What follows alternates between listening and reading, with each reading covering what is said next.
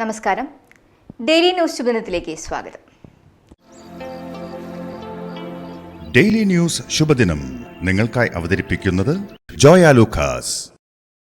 പൊന്നണിഞ്ഞ പ്രഭാതത്തിന്റെ അലകളിൽ നിറയുന്ന പുഞ്ചിരികൾ. അതെ, ഇന്ന് ആഘോഷമാണ്. ജോയ ലൂക്കാസ്, ഓരോ ആഘോഷത്തിന്റെയും ആത്മാവ്. 1987 വെസ്റ്റേൺ ഓസ്ട്രേലിയയിലെ പെർത്തിലാണ് മെലാനി ബഗ്സ് ജനിച്ചത്. തൻ്റെ 14-ാം വയസ്സിൽ കൈകൊണ്ട് നിർമ്മിച്ച സ്കാർഫുകൾ വിറ്റാണ് അവൾ പഠനത്തിനുള്ള വരുമാനം കണ്ടെത്തിയത്. 19-ാം വയസ്സിലാണ് ഫ്യൂഷൻ ബുക്സ് എന്ന പേരിൽ ഒരു പുതിയ ബിസിനസ് മെലാനി ആരംഭിച്ചത്. വിദ്യാർത്ഥികൾക്ക് അവരുടെ വാർഷിക പുസ്തകങ്ങൾ സ്വയം നിർമ്മിക്കാൻ പറ്റുന്ന ഒരു ഓൺലൈൻ ഡിസൈൻ ടൂളായിരുന്നു ഫ്യൂഷൻ ബുക്സ്.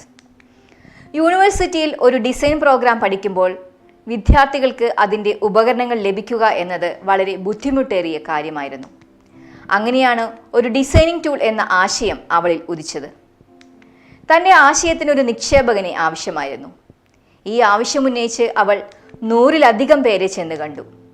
എല്ലാവരും അവളെ തിരിച്ചയച്ചു. ആരും ഒരു റിസ്ക് എടുക്കാൻ തയ്യാറായില്ല.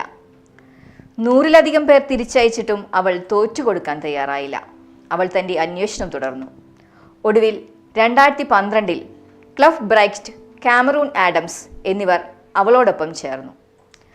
ഉപയോക്താക്കൾക്ക് എളുപ്പമുള്ള ഇൻ്റർഫേസും ധാരാളം ഡിസൈൻ ടെംപ്ലേറ്റുകളും വീഡിയോ ഓപ്ഷനും എല്ലാം ഈ പ്ലാറ്റ്ഫോം വാഗ്ദാനം ചെയ്യുന്നു. ഒട്ടനവധി ഫീച്ചറുകളുള്ള ഈ ഓൺലൈൻ സോഫ്റ്റ്വെയർ പെട്ടെന്ന് തന്നെ ജനപ്രിയമായി.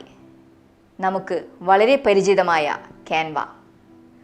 100-ലധികം പേർ ഒരു രക്ഷയുമില്ലെന്ന് പറഞ്ഞു തള്ളിയ ആ ആശയത്തിൻ്റെ ഇന്നത്തെ മൂല്യം $440 മില്യൺ, അഥവാ ഏകദേശം 36,770 കോടി രൂപയാണ്. ഈ ലോകം മുഴുവൻ തള്ളിക്കളഞ്ഞാലും തന്നിൽ തനിക്കുള്ള വിശ്വാസമുള്ളിടത്തോളം വരില്ല മറ്റൊന്നും.